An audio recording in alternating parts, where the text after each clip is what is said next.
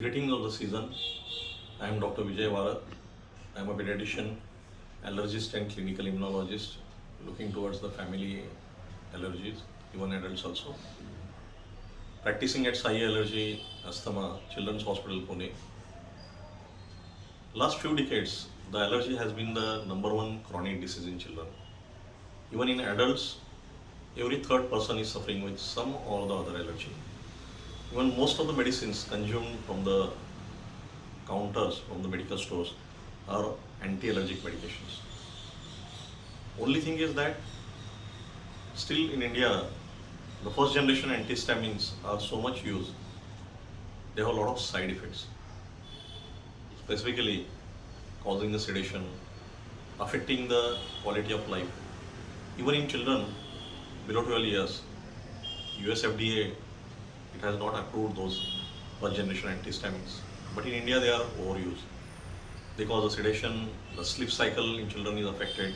It causes a cognitive and behavioral disturbances in the children. Specifically in adults also, the work in the offices, schools, or in day-to-day life also.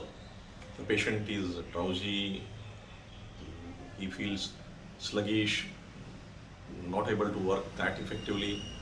Even there is a large study done in USA like countries where the drug levels are checked into the drivers of the vehicles.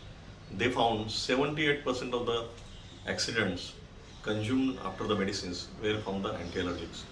So considering over-the-counter availability of these first generation sedative antihistamines in India, it is a very large, it is a very important problem. So what should be the preference then? So how to treat these patients? So most important is the safer antihistamines. So second generation antihistamines. In that, the belasting has been now in India since few years, and practically in children's it is very useful. I have seen practically I have used thousands of patients, and there is no cognitive behavioral disturbances. It is very efficacious also as a antihistamine, as well as it has a good anti-inflammatory action, so that the mast cells also get very well controlled.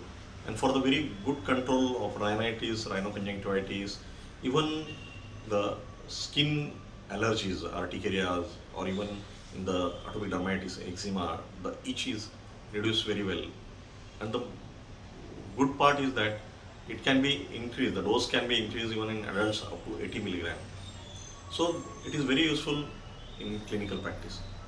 Now coming to the pharmacodynamics, this drug, it doesn't interfere with the renal or liver, anything. It does not have a blood-brain barrier crossing, so that it has only the peripheral receptor actions.